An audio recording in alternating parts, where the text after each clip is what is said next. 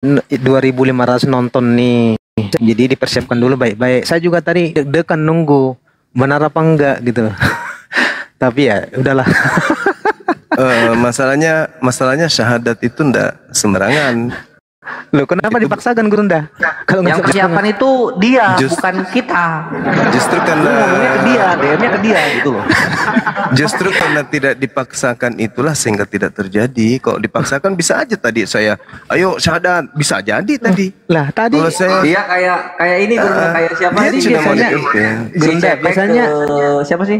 Tapi saya nggak mau mensyahadatkan kalau teman-teman belum benar-benar yakin kalau beliau itu adalah non Muslim kan gitu. Iya, makanya saya katakan kan tadi ini KTP-nya dikirim dulu. Ini nggak ada KTP kok berani sekali mau mensyahadatkan.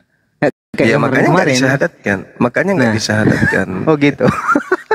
Iya. Kalau maksudnya gini juga, kami kasih maksudnya gini juga. Kalau misalnya dia misalnya kita nunggu KTP dulu gitu kan ya, dipaksa ini nunggu KTP. Terus nggak ada KTP-nya, ya udahlah nggak jadilah karena nggak ada KTP. Dia pulang ketabrak angkot, pecah palanya, masih menyembah salib. Gimana Bang? Jadi terus gimana kalau kayak gitu kan? Aduh, ini kan organisasi kan sudah lumayan besar nih API ini, masa nggak dikasih tahu mau syahadat itu harus seperti ini? Bukan dipaksakan. Bukan begitu, Bung. Orang ini adalah orang Kristen yang selama ini mendengarkan debat dan dia sudah ragu tentang kekristenannya, naik ke sini minta disyahadatkan. Kami menolak, gak boleh syahadat begitu aja. Kami harus diyakinkan dulu bahwa Anda adalah orang Kristen. Kami minta KTP, alasannya di rumah. Kami minta lagi persyaratan lebih mudah. Tunjukkan aja kalau di gereja kamu itu ada foto di gereja. Kami kasih mudah lagi, kirim lewat DM aja, nggak usah buka kamera, yang penting ada itu. Tapi tidak memenuhi syarat, ya kami tidak syahadatkan dong. Itu baru Islam. Standarnya yang mana Gurunda, KTP atau foto doang? Gimana ini? Sebenarnya syarat itu nggak ada. Siapa yang mau bersyahadat silakan aja, mau Islam mau siapapun mau disyahadatkan di sini silakan aja. Cuman gitu. Ini kan beliaunya datang curhat, dia sudah tidak percaya dengan agamanya yang dia anut, mau masuk Islam. Nah, kami tidak terburu-buru, kami harus meyakinkan bahwa yang kami syahadatkan ini betul-betul adalah orang yang mau meninggalkan agamanya dengan bukti yang tadi yang kami minta. Tapi karena beliau tidak bisa memberikan bukti, ya kami tidak syahadatkan. Iya, jangan terburu-buru gitu lah Gurunda, kasihan kan. Intinya beliau mau sembuh dari sakit lah, gitu loh. Paham nggak? Iya, kami juga berterima kasih kalau ada orang-orang seperti ini. Artinya kami mengurangi orang-orang Kristen yang berdosa gitu loh. Jadi biarkanlah dia menuju jalannya yang sesat itu. Kami juga berterima kasih gitu. Oke, sama-sama. Terus berarti ibu ya. Berarti ibunya Yesus orang berdosa juga dong ya, bapak tirinya, saudara-saudara. Karena mereka tidak Kristen. Mereka tidak Kristen soalnya. Saudara-saudara kandungnya Yesus bukan Kristen. Iya. Bapak tirinya bukan Kristen. Bapak, ibu bahkan yang melahirkan dia juga bukan Kristen. Gimana dong? Loh, kita ini sudah sama-sama membahas ini semua. Siapa yang bilang mereka Kristen, ya kan? Nah, sama juga saya bilang nabi-nabi sebelum Muhammad saya bilang itu Islam, itu salah juga. Dari mana jalannya mereka Islam? Ketika kemudian Anda mengatakan bahwa supaya mengurangi orang yang berdosa, yaitu orang yang ada dalam Kristen, artinya orang yang tidak Kristen itu adalah orang berdosa. Berarti ibu yang melahirkan Tuhan Anda orang berdosa dong. Kan itu poinnya. Kan poinnya di situ. Seperti itu, Bang. Jadi hati-hati bernarasi itu. Oke. Bagaimana? Kita mau bahas apa ini?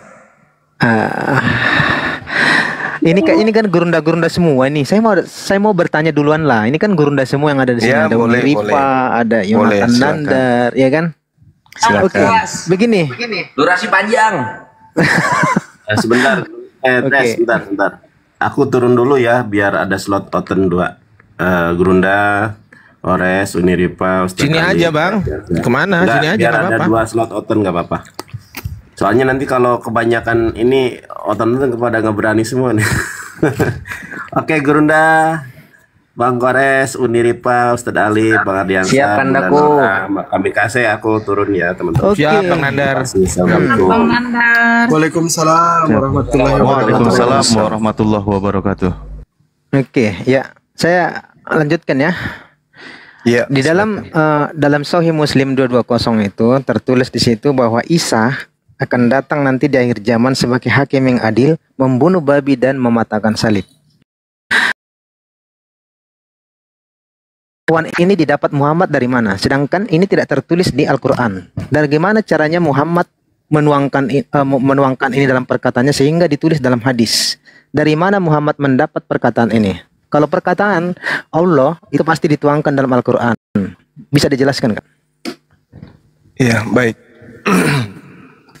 Kalau kita melihat di dalam Al-Quranul Karim, bahwasanya Rasulullah Muhammad SAW itu setiap ucapannya itu adalah wahyu dari Allah, petunjuk dari Allah.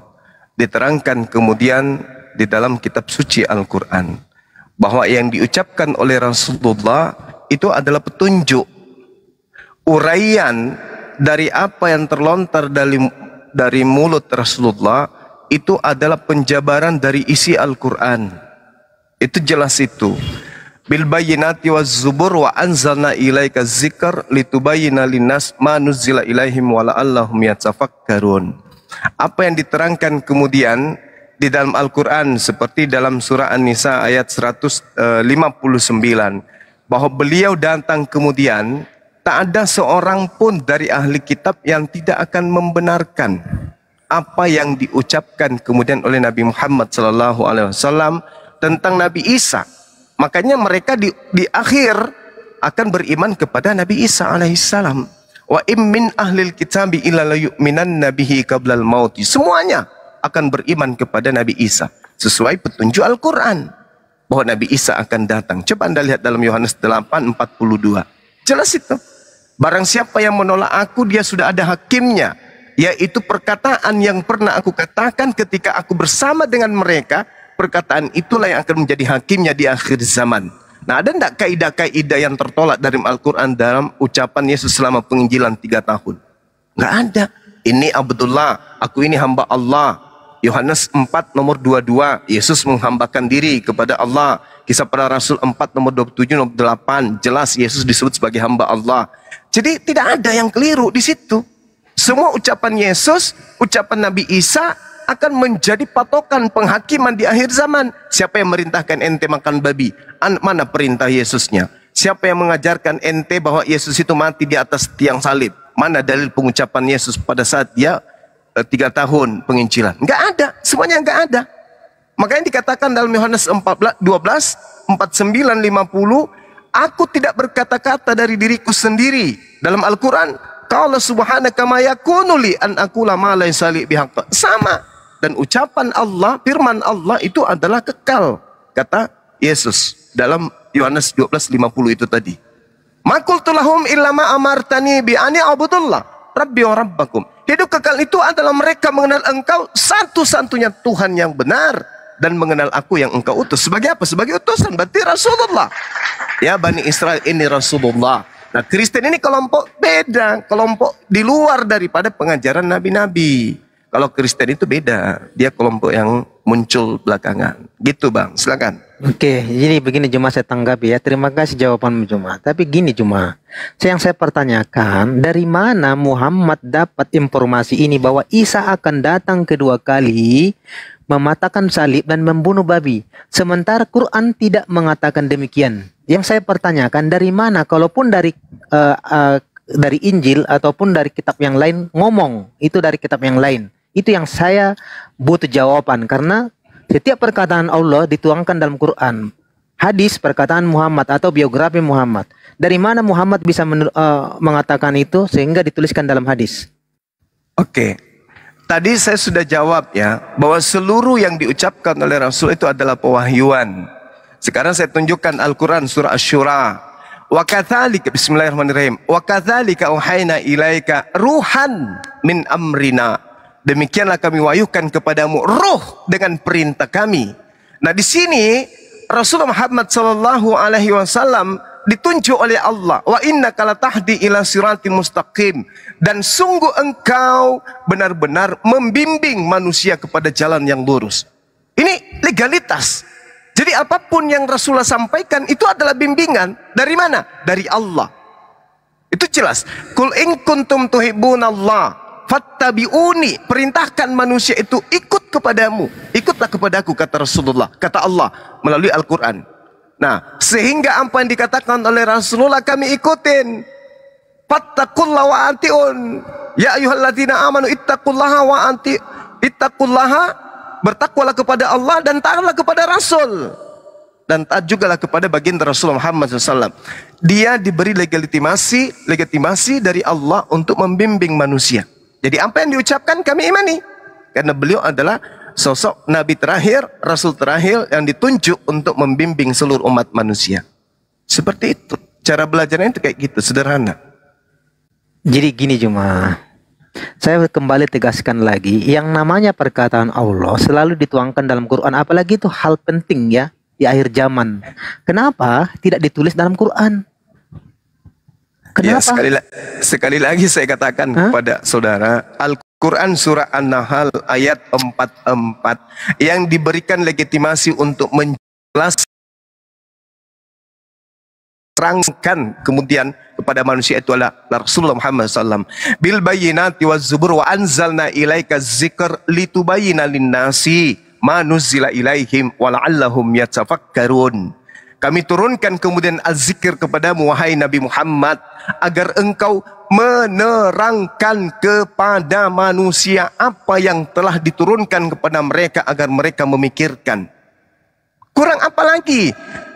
Kami umat Islam menjelaskan menerima penjelasan dan uraian Rasulullah tentang Al-Quran. Uraian itulah diantaranya hadits. Jadi kalau Anda mengatakan kenapa harus ada ucapan Rasulullah? Karena Rasulullah adalah wakil Tuhan untuk menjelaskan isi Al-Quran. Al-Quran itu adalah kalimat Tuhan. Kalimatullah, kalimat Allah, perkataan Allah, ide Allah, gagasan Allah. Yang bisa mengerti isinya adalah orang yang menerima apa yang diucapkan oleh Rasulullah. Karena Rasulullah yang menguraikan, ibarat kata sebuah bangunan. Bangunan ini adalah Al-Quran.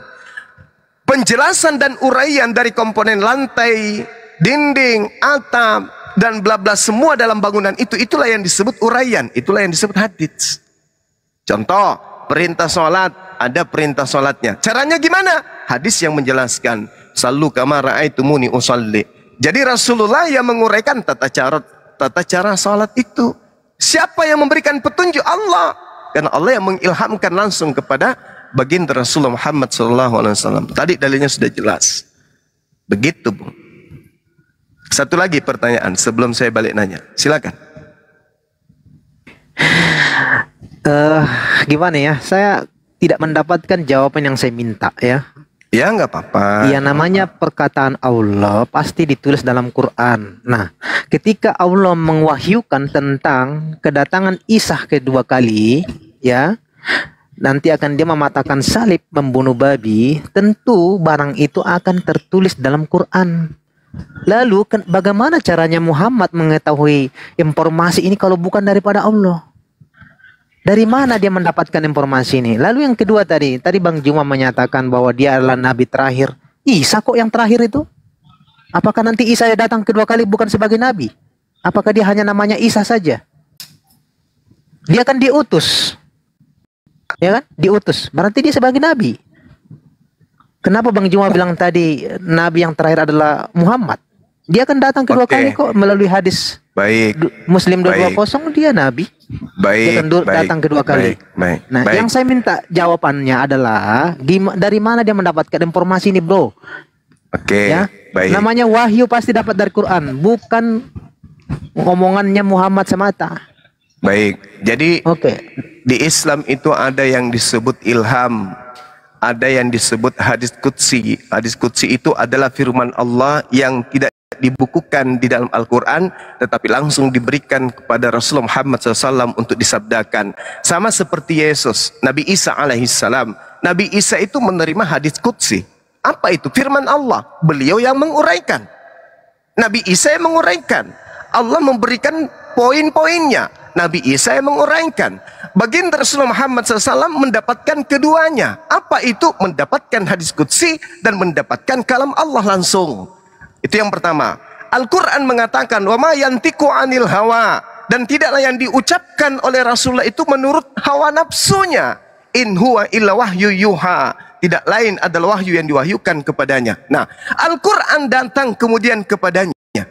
Al-Quran datang. Bagaimana umat awam mengerti Al-Quran? Maka dijelaskan oleh sang utusan. Utusan inilah yang menguraikan itu. Uraiannya ini berlandaskan atas petunjuk dari Allah. Itu yang perlu Anda pahami. Kemudian, pertanyaan selanjutnya. Bagaimana mungkin Anda mengatakan Nabi Muhammad itu adalah Nabi terakhir, sementara Nabi Isa alaihissalam akan datang untuk yang terakhir kalinya? Camkan baik-baik. Nabi Isa ketika datang kepada Bani Israel, Nabi Isa tidak membawa hukum baru. Nabi Isa ketika datang untuk yang kedua kalinya, Nabi Isa tidak membawa hukum baru. Apa yang Nabi Isa bawa adalah ajaran dari Nabi Muhammad SAW. Berarti dia umat, bukan Nabi. Dia datang sebagai umat Rasulullah, bukan datang sebagai Nabi manusia. Bukan. Mana dalilnya? Dikatakan bahwasanya ketika ia datang di dalam surah An-Nisa ayat 159 yang saya uraikan tadi pada saudara. Apa yang dikatakan kemudian oleh Allah? Wa immin ahlal kitabi illa la yu'minanna bihi qablal maut. Tidak ada seorang pun dari antara ahli kitab yang tidak beriman kepada Nabi Isa alaihissalam. Apa yang diterangkan oleh Nabi Isa, oleh Al-Quran, oleh Rasulullah kepada kami?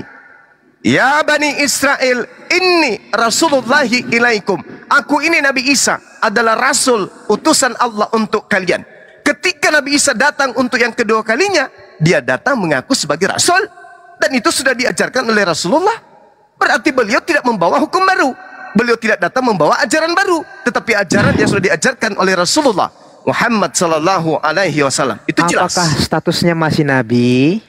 Setelah dia Nabi bagi Bani Israel, bukan Nabi bagi seluruh umat manusia. Dia bukan Nabi baru. Dia adalah Nabi yang pernah diutus hidup hari ini. Belum mati. Berarti bukan Nabi untuk orang Islam dong Isa ini. Memang bukan Nabi untuk orang Islam. Siapa bilang? Siapa yang mengatakan Nabi Isa itu adalah Nabi untuk orang Islam? Jadi siapa yang bilang? Ini kalian mengatakan menghitung Nabi Isa jadi sebagai Nabi kalian?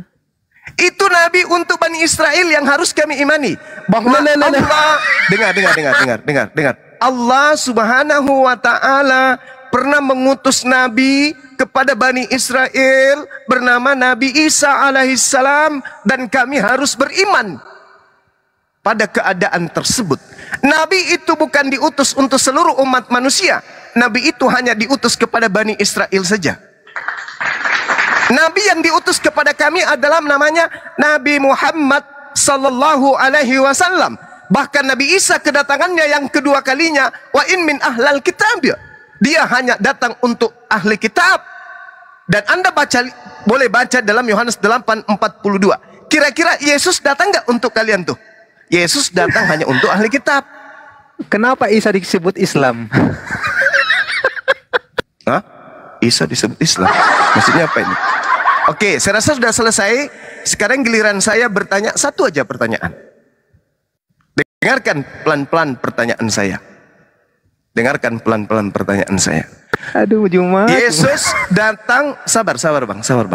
Yesus datang di tengah-tengah Bani Israel, mengajarkan Injil kerajaan Allah selama 3 tahun. Di situ Yesus tidak pernah mengajarkan kitab Roma. Kitab Roma, Galatia, Filipi, dan seterusnya. 13 buku Paulus. Paulus menulis bukunya nanti 20 tahun setelah Yesus terangkat ke langit. Pertanyaan saya kepada saudara, ketika Yesus mengatakan, segala firman telah aku sampaikan kepada muridku, dan muridku telah menerimanya, dan mereka percaya dengan benar bahwa engkaulah yang telah mengutus aku. Maka pertanyaan saya, dari mana Paulus menerima 13 bukunya tersebut? Jawab saya, silakan. Oke, itulah bedanya ya. Bedanya cara penerimaan wahyu antara Islam dengan Kristen ya. orang Kristen mengakui ada namanya pengilhaman, diilhamkan melalui Roh Kudus. Pertanyaan saya bukan larinya, dengar Bung. Dengarkan. Saya tidak sedang bertanya tentang metode. Saya tidak sedang bertanya tentang metode Kristen. Yang saya tanyakan, Yesus mengatakan segala firman telah aku sampaikan kepada muridku. Oke? Itu selama 3 tahun Yesus telah menyampaikan segala firman-Nya. 20 tahun kemudian muncul sosok Paulus mengaku menerima firman dari Yesus. Sebanyak 13 kitab yang dikarangnya, dia katakan itu saya terima dari Yesus. Yesus ketika datang, dia katakan segala firman telah aku sampaikan. Pertanyaan saya, Paulus menerima ini materinya dari mana? Apakah dia bagian daripada murid selama 3 tahun itu? Dan Paulus menghafalkan firman-firman itu sampai 13 buku, atau ini ada makhluk baru yang datang kepadanya mengaku Yesus, memberikan petunjuk? Jawab, silakan.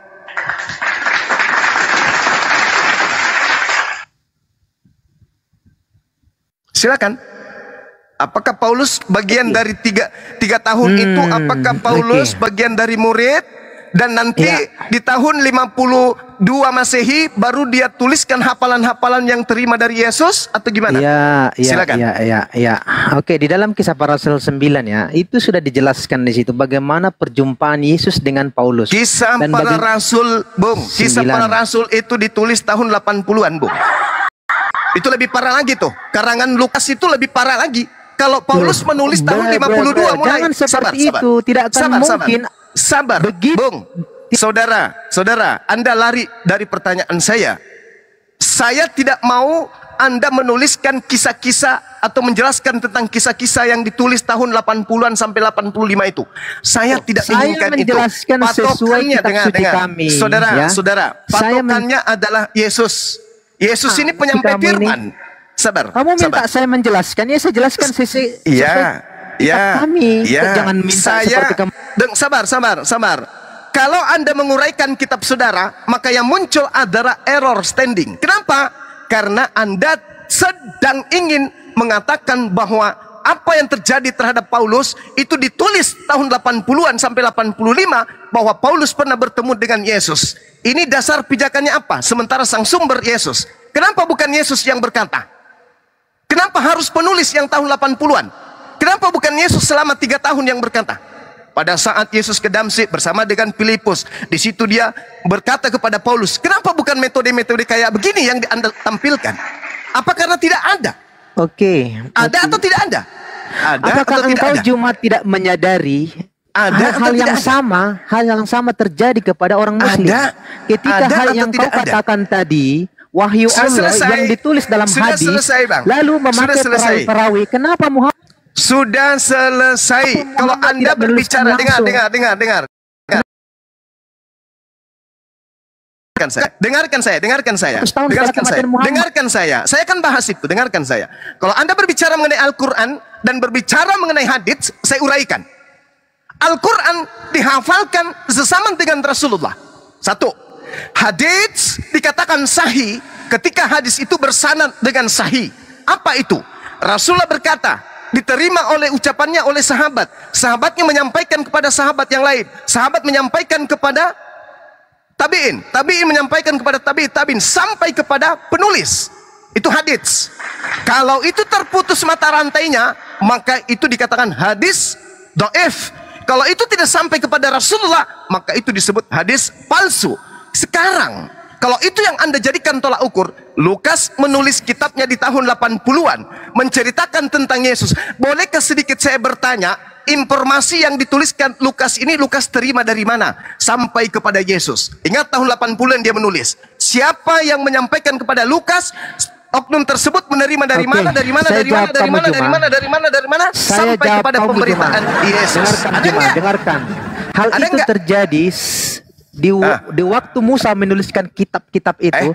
Apakah Allah dengarkan Musa. Itu makanya saya bilang tadi, makanya diilhamkan Roh Kudus itu, Roh Kuduslah yang bekerja di dalam Roh Kudus, Roh halus. Menuliskan. Oke, kita ambil contoh bagaimana Musa menuliskan tentang kejadian. Dengarkan dulu saya. Ya, silakan. Karena Musa menuliskan tentang kejadian ya, sedangkan dia hidup jauh sekali dengan Nabi Adam. Bagaimana dia bisa menuliskan itu? Saya jawab. Bagaimana? Saya jawab. Ya. Baca Kisah Para Rasul 7 nomor 35, 38 dan 53. Dengar. Anda bertanya saya jawab. Saya menjawab. Kalau saya jawab melalui Al-Quran, pasti Anda tidak percaya. Saya jawab melalui kitab saudara yang karangan itu. Di dalam karangan Lukas menceritakan, Lukas 7, Kisah Para Rasul 7 nomor 35, 38 dan 53 dikatakan bahwa malaikat-malaikat datang ke Gunung Sinai bertemu dengan Nabi Musa untuk memberikan hukum Taurat dan perjanjian kepada Bani Israel dan Bani Yehuda. Jelas bukan? Jadi malaikat yang datang kepada Nabi Musa berdasarkan Kisah Pewarta nomor 7, nomor 35, 38 dan 53. Sekarang saya balik nanya, Yesus datang ke tengah-tengah Bani Israel dan sumber firman itu adalah Yesus. Yesus yang punya hak untuk berkata, yang menyampaikan. Dengar, di dalam Yohanes 12:49, aku tidak berkata-kata dari diriku sendiri. Sejatinya muridnya haram, hukumnya ngarang bebas.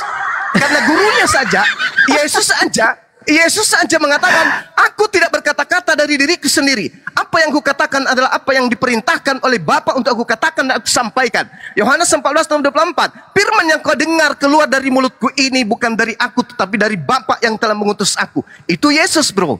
Sekarang Paulus ngarang 13 buku. Itu ilmunya dari mana?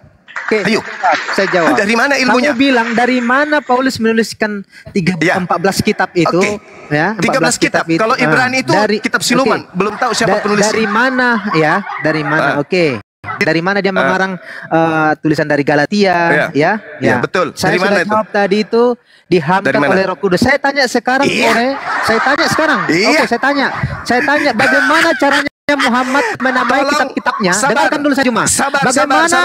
Bagaimana Muhammad menamai kitab-kitabnya?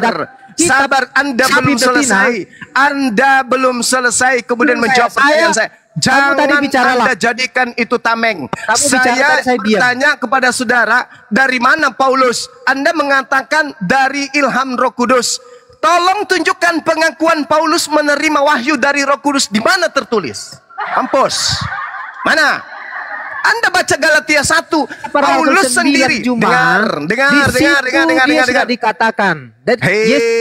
Paulus yang saya minta, di mana Paulus mengaku menerima tulisannya dari Roh Kudus? Di mana dalilnya? Di mana pengakuan Paulus bahwa dia terima dari Roh Kudus? Itu Yesus bukan surat-surat dia. Orang ini akan saya pakai. Yesus tidak. Dengar. Tadi Anda mengatakan Roh Kudus, sekarang Anda membawa Yesus. Yang mana yang benar? 13 buku yang dikarang Paulus ini dari Yesus atau dari Roh Kudus? Jawab. Hei. Karangan Paulus ini dari Roh Kudus apa dari Yesus? Jawab. Ketika Yesus ada di bumi tentu semua sumber pengajaran itu dari Yesus. Tapi ketika Yesus sudah naik ke surga, dia menjanjikan apa? Apa dijanjikan? Akan apa? Kamu tahu sebenarnya? Apa? Mencret. Galatia 1 Anda baca. Dengarkan. Galatia 1 Anda baca. Dengar. Galatia 1 Anda baca. Paulus ini mengaku menerima Injilnya dari Yesus. Kapan? Kapan? 20 tahun setelah Yesus terangkat ke langit, Paulus baru ngarang kitab. Apakah Paulus seorang penghafal? Baca Kisah Para Rasul 9. Kisah Para Rasul itu karangan Lukas. Yang saya maksud Paulus, tuyul. Lah, di situ dituliskan. Di situ itu kan dituliskan di situ. Yang saya tanya bukan Lukas, yang saya tanya Paulus. Kamu membawa-bawa bahwa Paulus itu bukan penghafal. Semenjak kapan Muhammad penghafal? Muhammad saja sendiri lupa ayat yang dibacakannya. Nabi Muhammad. Sudah selesai dan hak saya sudah saya minta. Hadis yang mengatakan Muhammad lupa ayat suci. Hadis lagi. Jangan karena kelimpungan Anda lari kemana-mana. Yang saya tanya, pertanggungjawabkan dulu imanmu. 13 buku yang kau genggam hari ini itu asalnya dari mana? Anda ingin mengatakan dari Yesus? Kapan Yesus mengatakan itu? Anda ingin mengatakan Roh Kudus? Tapi Paulus mengaku dari Yesus. Ayo, putar lidah kau, putar lidah kau. Di dalam Galatia 1 nomor 6 dari Galatia 1 nomor 1. Dari Paulus seorang rasul, tapi tetapi bohongan. Bukan karena manusia, juga bukan oleh seorang manusia, melainkan oleh Yesus. Dan adalah Bapa yang membangkitkan di antara orang mati, yang telah memberikan Injil kepada saya. Mana buktinya? Di mana Yesus bertemu Paulus? Ayo. Loh, Kisah Para Rasul 9 ayat 1 Kisah Para Rasul 9 itu karangan tahun 80-an yang ditulis oleh Lukas. Jangan kau bawa. Juma. Itu yang tertulis dalam kitab kami. Apakah saya harus mengatakan itu urusanmu, yang tidak sesuai? Loh, sekalian lu dengan kitabmu, lalu saya tidak percaya, lalu saya tidak dengan percaya kitabmu lu tanggung jawab. Ini kamu belum jawab nih. Yesus, dengar. Yesus berkata, Paulus berkata, aku heran bahwa kamu begitu lekas berbalik daripada dia yang karena karunia Yesus Kristus memanggil kamu untuk mengikuti suatu Injil yang lain. Baca di data nomor 11-nya. Sebab aku menegaskan kepadamu saudara-saudaraku bahwa Injil yang kuberitakan itu bukan Injil manusia, karena aku bukan menerimanya dari manusia dan bukan manusia yang mengajarkan kepadaku, tetapi aku menerimanya oleh pernyataan Yesus. Tuyul, saya tanya, kapan Yesus pernah menyatakan, kapan Yesus pernah menceritakan kalau dia pernah bertemu dengan Yesus, Paulus? Di mana itu tertulis? Hei, Yesus melakukan penginjilan 3 tahun. Segala firman yang engkau berikan kepadaku telah aku sampaikan kepada mereka. Mereka di sini termasuk Paulus atau tidak? Oke, jawab. Dengarkan. Ketika saya tanya dulu, dengan dalil, mereka di sini, di sini termasuk Paulus atau bukan? Oke, jawab. Diam dulu. Mulut diam. Ketika saya menjawab dengan dalil saya, pertanyaan saya. Dengarkan pertanyaan saya. Dengarkan gini, segala firman yang engkau berikan kepadaku telah aku sampaikan kepada mereka. Pertanyaan saya, kata mereka di sini apakah termasuk Paulus? Jawab. Oke, termasuk. Oke, termasuk. Berarti Paulus menuliskan 20 tahun setelah Yesus terangkat 13 buku yang Paulus tulis. Apakah itu hafalan Paulus? Apakah hafalan Paulus? Kamu jangan menyamakan dengan Islam hafalan. Kamu katakan gini, kalau kamu menyamakan dengan Islam, kepadaku telah aku sampaikan kepada mereka. Berarti kalau kata mereka,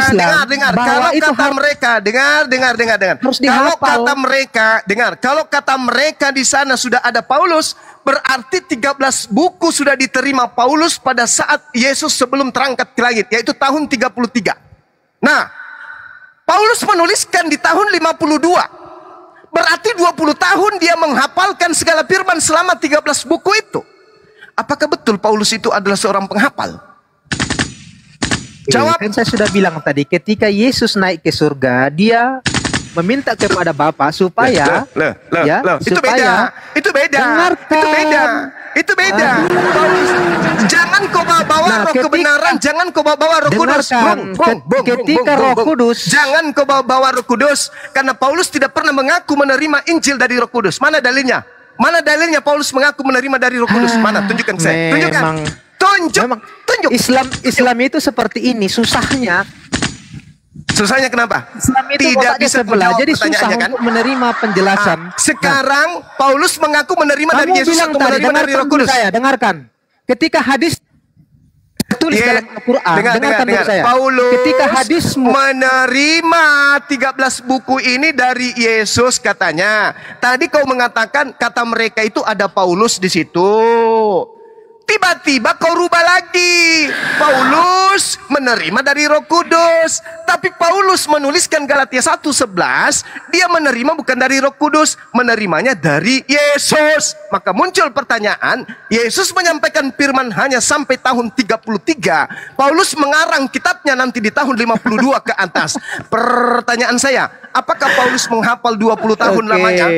Itu dengarkan cuma pengwahyuan itu silakan. Bukan seperti Muhammad menerima wahyu daripada Allah. Tidak seperti itu ya. Tidak dengarkan dulu saya dengarkan. Biasakan menerjemah. Saya tidak sedang menyamakan Cupres. Iya, dengarkan. Saya menuntut pertanggungjawabanmu dengan mengatakan bahwa Yesus menyampaikan firman kepada mereka. Mereka di sana sudah ada Paulus. Paulus menuliskan 50 tahun. Di tahun ke-52. Pertanyaan saya, Paulus ini metodenya hafal? Oke, saya jawab. Hafal? Kamu dengar, ya? Ya, hafal ketika saya tadi menjawab itu diilhamkan melalui Roh Kudus. Kamu nggak percaya? Mana? Kamu Saya tanya, tolong jawab saya. Mana ucapan Paulus yang mengatakan tulisannya diilhami Roh Kudus? Mana ucapan Paulus yang mengatakan dia menerimanya dari ilham Roh Kudus? Mana? Tunjukkan. Diilhamkan oleh Roh Kudus. Sekarang saya tanya kamu kembali ya. Bagaimana Muhammad, dengarkan. Bagaimana Muhammad balik nanya, Cak Ayu, yang saya tanya itu menuliskan hadis. Ucapanmu yang mengatakan bahwasanya Paulus menerima dari Roh Kudus. Mana dalilnya Paulus mengaku bahwa catatannya itu berasal dari Roh Kudus? Mana? Mana? Bisa mendapat itu hadis. Mana? Nangis. Hal yang sama. Hal yang sama saya katakan. Dengarkan. Muslim Hadis itu yang tidak tertulis dalam Al-Quran, lalu ada dalam hadis, kamu jawab itu bukan tulisan Rasulullah. Hadis itu bukan tulisan Rasulullah. Hadis itu adalah tulisan perawi hadits. Paham? Oke, itu kan perkataan Allah, kau bilang. Itu kan perkataan Allah. Ketika itu terlontar dari mulut Rasulullah, ketika itu terlontar dari mulut Rasulullah, itu sanadnya jelas, mata rantai mekanisme penyampaian kabarnya jelas, tidak ada diragukan. Kalau dia dhaif, baru itu tidak boleh diterima. Kalau dia maudhu tidak bisa diterima. Kalau Muhammad bisa dipakai tapi tidak bisa berkaitan dengan akidah. Kalau sahih berarti terbukti itu ucapan Rasulullah. Sekarang yang saya minta 13 buku Paulus ini mampus. Masih mau datang besok. Padahal sederhana. Al-Quran. Kita bicara Al-Quran. Al-Quran diterima oleh Rasulullah Muhammad sallallahu alaihi wasallam. Lalu kemudian disampaikan kepada para sahabat, dihafalkan. Iqra. Sahabatnya menghafalkan seluruhnya. Iqra. Bismi rabbikal ladzi khalaq. Sahabatnya membacakan seluruhnya, dihafalkan. Khalaqal insana min alaq. Bla bla bla bla bla dan seterusnya. Subhanallah. Itu Al-Quran. Berbicara mengenai hadits. Hadits ini adalah uraian dari isi Al-Quran yang tidak dibukukan pada masa Rasulullah. Disebabkan karena ditakutkan bercampur dengan pembukuan Al-Quranul Karim. Sehingga hadis dan ucapan Rasulullah ini atau ucapan Rasulullah ini itu harus melalui tangga-tangga sanad atau isnad dari informasi orang per orang yang ketemu dengan Rasulullah. Sabar. Jangan terlalu terburu-buru. Nanti Anda nangis juga kayak tadi. Rasulullah mengucapkan satu kata A sampai kepada pendengarnya. Pendengarnya menyampaikan kepada sampai kepada perawi, dituliskanlah kemudian hadis itu. Kalau dia tidak terputus, artinya berkesinambungan, artinya itu adalah perkataan Rasulullah yang valid, yang sahih, yang benar, yang tidak akan diragukan oleh umat Islam itu sendiri. Sekarang permasalahannya ini 13 buku karangan Paulus, belum yang lain. Paulus menuliskan bukunya. Konon ceritanya menurut tradisi gereja tahun 52 sampai sekian. Tahun 60-an. Oke? Yesus mengajarkan selama 3 tahun. Usianya 33 tahun aja terangkat ke langit. Satu, kalau ini Yesus ucapkan kepada Paulus dan Paulus menuliskan nanti 20 tahun lebih, berarti Paulus ini seorang penghafal dong ya. Paulus adalah tahfiz berarti ya. Mari kita rame-rame. Oh, Paulus penghafal. Apakah betul? Tidak sama sekali. Nah, kalau demikian berarti kata mereka di dalam Yohanes 17:8 itu tidak mencakup kepada Paulus. Tidak. Paulus tidak masuk ke dalam komponen orang-orang yang menerima firman yang terlontar langsung dari mulut Yesus. Satu-satunya yang harus dia jadikan sebagai acuan adalah Paulus menerima ilham, Paulus menerima wahyu. Tapi kalau wahyu dan ilham yang diterimanya ini adalah betul-betul wahyu, tidak boleh dari Yesus. Kenapa? Karena Yesus mengatakan segala firman telah aku sampaikan kepada mereka. Tidak boleh, karena Yesus sudah terangkat. Berarti yang datang kepada Paulus ini adalah mutlak malaikat atau Gabriel atau Roh Kudus. Wajib hukumnya yes and yes. Faktanya, mana ucapan Paulus? Aku menerima dari Roh Kudus, aku menerima dari Gabriel, aku menerima dari malaikat. Mana? Mana? Tunjukkan. Tunjukkan, wahai Kristen, saudara-saudaraku. Tunjukkan. Tak ada. Saya bantu. Galatia 1 nomor 11. Sebab aku menegaskan kepada kalian semuanya. Aku menegaskan kepada kalian semuanya. Saudara-saudaraku. Bahwa gospel yang kuberitakan itu bukanlah gospel manusia. Karena aku bukan menerimanya dari manusia. Dan bukan manusia yang mengajarkan kepadaku. Tetapi aku menerimanya oleh pernyataan Yesus ya Rambang. Mana? Di mana Yesus pernah menyatakan diri kepada Paulus, sedangkan dia sudah terangkat ke langit. Sedangkan tadi orang Kristen mengatakan mereka di situ adalah Paulus juga. Ternyata tidak demikian. Kemudian yang kedua ini yang berat. Paulus Galatia 1 nomor 11 menerimanya bukan dari manusia. Ini bahaya ini. Ini bahaya. Kalau Paulus sudah mengaku dia bukan menerimanya dari manusia, tetapi dia mengatakan menerima dari Yesus. Ini bahaya ini. Yesus yang mana? Karena Yesus kemarin, hari ini, dan selamanya tetap sama, tidak pernah berubah. Yesus datang sebagai apa? Manusia, tidak akan pernah berubah. Yesus manusia. Ternyata dia mengatakan aku menerimanya bukan dari manusia. Lalu dari mana? Aku menerimanya dari Yesus. Sejak kapan Yesus bukan manusia, Cak Ayu? Mungkin maksud Anda makhluk gaib, makhluk halus yang ngaku-ngaku Yesus. Ya toh? Makhluk halus yang datang kepada Anda ngaku-ngaku Yesus. Makhluk itu mengaku Yesus, tapi Yesus yang bukan manusia. Karena Yesus yang 3 tahun ini adalah Yesus yang manusia. Yesus yang memberitakan firman kepada murid-muridnya ini adalah Yesus manusia. Sedangkan Yesus yang datang kepada Anda itu bukan Yesus manusia. Lalu Yesus siapa? Yesus siapa? Iblis, Sibolis. Akulah Yesus bintang timur, sang Lucifer yang memberitakan 13 buku kepada Paulus. Ya saudara-saudara Kristen, tugas saya sudah selesai. Tugas saya hanya memberikan peringatan.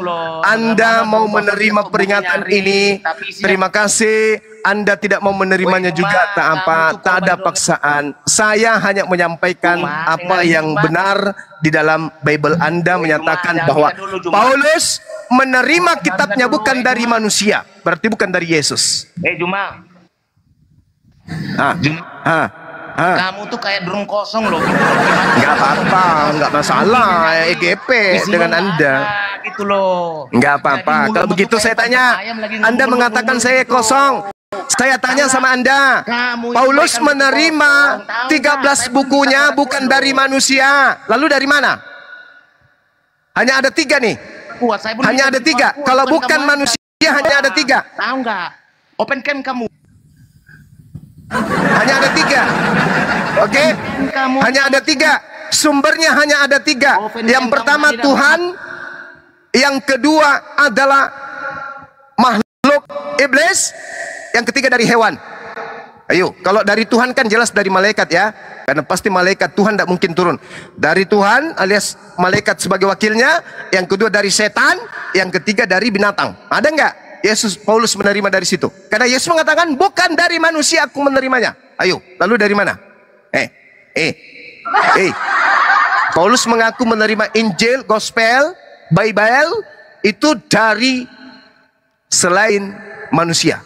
Lalu siapa? Manusia bukan. Berarti kandidatnya adalah apa? Kandidatnya adalah hewan. Terus kemudian setan. Yang ketiga adalah malaikat, utusan Tuhan. Yang mana yang benar? Paulus menerima dari mana? Selamat sore Abang Kujuma. Iya, semangat sore. Oke ya? Iya. Nah, dari mana? Ini ada 3 kandidat ini bang. Kalau manusia kan gagal nih, berarti bukan dari Yesus asli. Karena Yesus asli kan manusia, berarti bukan Yesus asli. Nah, Yesus yang mengaku, makhluk yang mengaku Yesus ini menurut Paulus ini, dia malaikat kah? Dia iblis kah? Atau dia hewan? Hanya ada 3 kandidat. Silakan. Waduh, sepertinya oke Bangku. Oke, saya akan mencoba menjawab. Semoga bisa terjawab dan jika pun nanti tidak sesuai dengan hati Bang Zuma, tidak, saya juga tidak memaksa untuk bisa saudara untuk memaksa untuk percaya. Tapi begini.